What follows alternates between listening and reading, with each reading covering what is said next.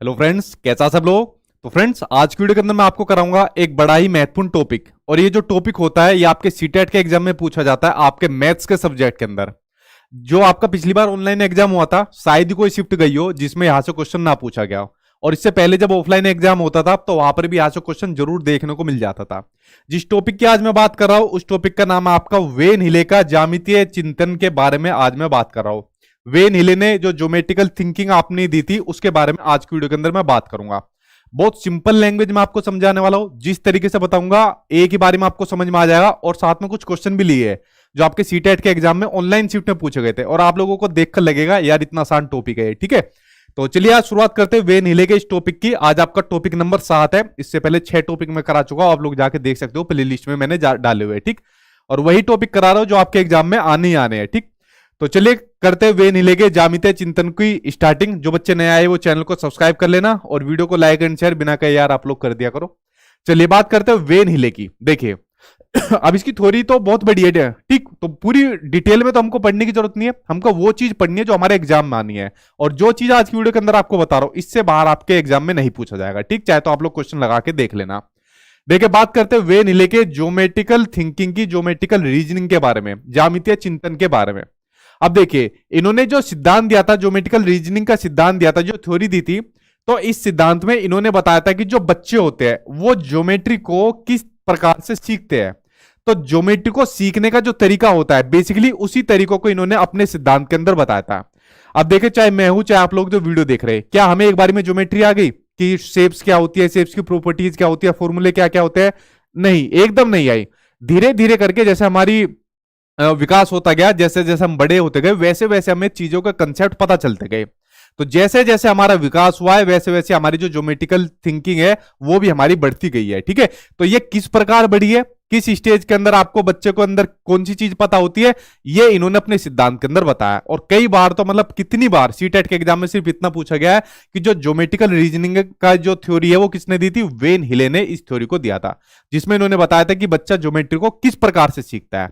और जो प्रकार सीखने का मैंने आपको बता दिया, सीखने के लिए इन्होंने बताई थी 5 स्टेज बताई थी कि बच्चा 5 स्टेज के अंदर ज्योमेट्री को या ज्योमेट्री के जो कंसेप्ट होते हैं उनको सीख लेता है। ठीक है, अब इन 5 स्टेज के बारे में हम थोड़ा पढ़ेंगे डिटेल में और ये चीज आपको समझनी है। बस ध्यान से कुछ लिखना विखना मत, कुछ भी बस समझते जाना, एक ही बार में आपके माइंड में फिट हो जाएगी। ठीक जी, मैं ठीक हूं, आई होप आप लोग सब ठीक होंगे। गुड इवनिंग सभी को, गुड इवनिंग भाई। ठीक, चलिए अब बात करते हैं इनकी स्टेज के बारे में। देखिए जो इनकी पहली स्टेज है, पहली स्टेज का नाम है आपका लेवल 0, जिसको बोला जाता है ये चाक्षुषीकरण है। ठीक है, चाक्षुषीकरण यानी विजुअलाइजेशन। अब देखिए मेरी बात को ध्यान से सुनना। स्टेज तो इन्होंने बताई थी 5 कि बच्चा जो ज्योमेट्री का कंसेप्ट होता है, जो ज्योमेट्री होती है उसको कैसे कैसे किस स्टेज में कितना सीखता है। लेकिन लेवल हो गए वो 4। अब 4 कैसे हुए? लेवल 0 से इन्होंने स्टार्ट करी। अब भाई 5 स्टेज है, 5 स्टेज में लेवल 0 1 2 3 4, तो स्टेज 5 हो गई लेकिन लेवल आपके 4 तक है। ठीक है, तो यहां पर कंफ्यूज बिल्कुल मत होना, बच्चे बहुत कंफ्यूज हो जाते हैं। स्टेज 5 बताइए लेकिन लेवल 0 से शुरू है तो लेवल आपके 4 होते हैं। ठीक, तो जो आपकी पहली स्टेज है यानी जो आपका लेवल 0 है उसका नाम है आपका चाक्षुषीकरण, जिसको विजुअलाइजेशन के नाम से बोला जाता है। आप लोग इसके नाम से समझ रहे हो, विजुअलाइजेशन मतलब जब देखकर कोई चीज की जाती है। इसमें बच्चा क्या काम करता है, कोई भी शेप्स हो गया, कुछ भी चीज होगी, उसको देखकर उनकी इमेज बना लेता है अपने माइंड के अंदर और उसी के अकॉर्डिंग उन चीजों का क्लासिफिकेशन भी करता है, यानी कि उनका वर्गीकरण भी कर लेता है, देखकर करता है। इसमें आप बच्चों से कहोगे कि बेटा ये क्या है, तो बच्चा कहेगा कि सर ये तो समोसा है। आप बच्चों से कहोगे बेटा ये क्या है, उसको कोई शेप दिखाओगे, बच्चा कहेगा कि सर ये तो पार्ले जी का बिस्कुट है। ठीक है, तो कोई भी शेप्स आप बच्चों को दिखा दो तो देखने के बाद बच्चा उनका क्या काम करता है, उसी के अकॉर्डिंग उनका क्लासिफिकेशन करता है। गोल चीज दिखाओगे रोटी बताएगा, ठीक है, त्रिभुजाकार शेप दिखाओगे तो आपका समोसा बताएगा। तो पहली जो आपकी स्टेज होती है यानी जो आपका लेवल 0 होता है विजुअलाइजेशन, इसमें बच्चा चीजों को देखकर उनका क्लासिफिकेशन करता है। तो पहला लेवल आप लोग समझ गए। अब चलते हैं अगली स्टेज के अंदर, अगले लेवल के अंदर। अब बच्चा थोड़ा सा और बड़ा हो गया, अगली स्टेज के अंदर आ गया, बच्चा भी बड़ा हो गया। तो जो अगला लेवल है या अगली स्टेज है तो ये है आपका लेवल 1। लेवल 1 का नाम है आपका विश्लेषण यानी कि एनालिसिस के नाम से इसको जाना जाता है।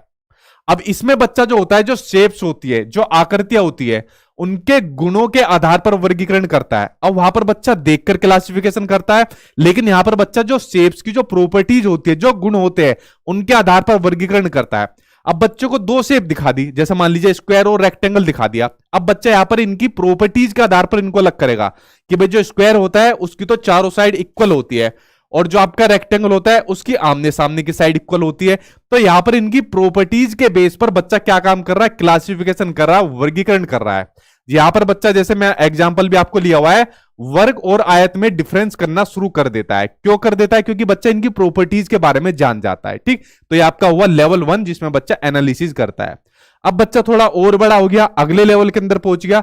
अगला लेवल आपका इनफॉर्मल डिडक्शन जिसको कहा जाता है, और ऑनलाइन जो आपका एग्जाम हुआ था उसमें इसका दूसरा नाम ज्यादातर आया था, जिसको कहा जाता है रिलेशनशिप के नाम से भी कहा जाता है। चाहे इनफॉर्मल डिडक्शन आ जाए, चाहे रिलेशनशिप आ जाए, ठीक है, तो दोनों बात एक ही है।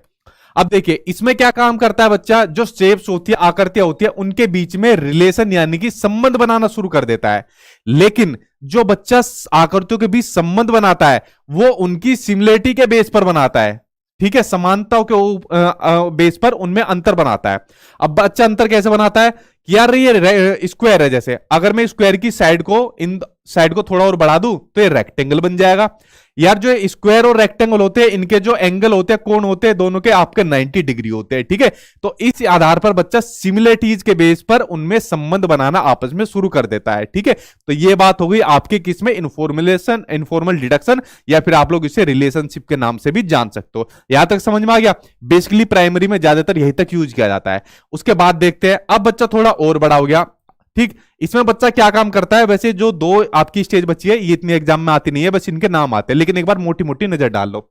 अब हो गया आपका बच्चा लेवल 3 के अंदर। इसमें बच्चा क्या काम करता है, इसको कहा जाता है फॉर्मल या डिडक्शन के नाम से। इसमें बच्चा जो शेप्स होती है उनके फॉर्मूले ढूंढना शुरू कर देता है। अब बच्चा सभी के बारे में जान गया, जैसा आप लोगों को मैं रेक्टेंगल और स्क्वायर ही बताता आ रहा हूं, तो जैसे रेक्टेंगल और स्क्वायर है तो बच्चा अब इनके फॉर्मूले के बारे में भी जान जाता है कि रेक्टेंगल का फॉर्मूला होता है लेंथ इनटू ब्रेथ, अगर एरिया निकालना हो। अगर पेरीमीटर निकालना हो तो 2l+b होता है।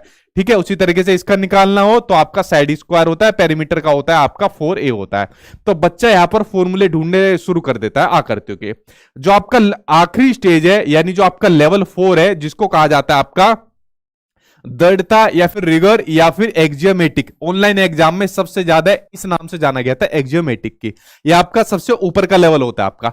इसमें बच्चा अपने ज्यामितीय चिंतन के अकॉर्डिंग खुद से चीजें बनाना शुरू कर देता है। जितनी चीजें उसने अभी तक इससे पहले के लेवल में सीखी थी, उनके बेस पर उनको यूज करके अपने क्या है, ज्यामितीय चिंतन के अकॉर्डिंग खुद से भी चीजें बना लेता है, खुद से भी कंसेप्ट बना लेता है। तो फ्रेंड्स देखिए, इनकी 5 स्टेज थी। 5 स्टेज के अंदर आप लोगों ने देखे लेवल 4 तक थे, 0 से लेकर 4 तक। उसके अंदर मैंने आपको बता दिया कि भाई पहले में क्या काम करता है, दूसरे में क्या काम करता है, तीसरे में क्या काम करता है। शुरू के 3 बड़े महत्वपूर्ण है, इसके बाद के तो 2 के सिर्फ नाम आते हैं। तो आप लोग समझ गए, ये है वेन हिले की आपकी ज्योमेट्रिकल थिंकिंग का कंसेप्ट, ज्योमेट्रिकल थिंकिंग की थ्योरी। बस इतना ही जानना आपके लिए जरूरी था। अब देखिए, वैसे मैंने कुछ सीटेट के क्वेश्चन भी लिए जो आपके ऑनलाइन एग्जाम में पूछे गए थे।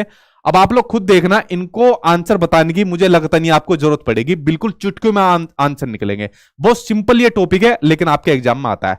अब चलो भाई मेरे साथ इनका आंसर निकालो। अब देखना कितनी इजीली तरीके से आपके आंसर निकलेंगे। देखिए, आज बच्चे लाइव कैसे इंडिया पाकिस्तान मैच में लगे होंगे, है ना? 8 बजे से मैच है ना मेरे ख्याल से। चलो ठीक है, कोई बात नहीं, मैच देख लो, उसके बाद देख लेना वीडियो।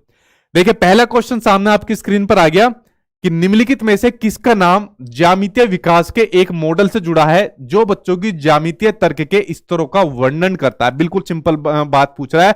ज्योमेट्रिकल थिंकिंग का जो आपका थ्योरी है वो किसने दी थी? तो किसने दी थी? वेन हिले ने ये आपकी थ्योरी दी थी। आंसर आपका निकल कर आ गया। ये इतना सिंपल क्वेश्चन कई शिफ्ट में पूछा गया और कई के बार पूछा गया। ठीक, तो पहला क्वेश्चन आपका आंसर निकल गया। अब बात करते हैं आपके दूसरे क्वेश्चन के ऊपर। दूसरा क्वेश्चन आपको दिया है, निम्नलिखित में से कौन सा वेन हिले के ज्यामितीय तर्क के सिद्धांत का चरण यानी कि लेवल नहीं है? अब इनके लेवल कितने थे? 0, 1, 2, 3, 4 तक लेवल थे। और क्या क्या नाम थे उनके? पहले नंबर पर आपका विजुअलाइजेशन था, ये भी होता है। कॉन्क्रीट ऑपरेशन क्या मैंने आपको पढ़ा है? नहीं पढ़ा है। एनालिसिस भी बताया था, एक्जियोमेटिक भी आपको बताया था। ठीक है, तो आपका कॉन्क्रीट ऑपरेशन नहीं होता है। कभी कभी एग्जामिनर ने क्या पूछता है, आपके सीटेट में भी क्वेश्चन पूछा गया था, इनको सीक्वेंस में पूछ लेता है कि इनको सही सीक्वेंस में लगाइए कि भाई पहले नंबर पर कौन आता है। जैसे पहले नंबर पर विजुअलाइजेशन आता है, पांचवे पर वो आपकी पांचवी स्टेज एक्सोमेट्रिक आती है, तो इनको सीक्वेंस में भी पूछ लेता है। तो आप लोग इजीली सीक्वेंस में बता सकते हो। अगला क्वेश्चन देखते हैं। अगला क्वेश्चन देखिए आपके एग्जाम में क्या पूछा गया था। अगला क्वेश्चन आपको दिया हुआ है कि एक पांचवी क्लास की छात्रा द्विमीय आकृतियां, यानी जो आपकी 2D शेप्स होती है, जैसे आपकी स्क्वायर हुई, रेक्टेंगल हुई, सर्कल हुई, ये आपकी 2D शेप्स होती है।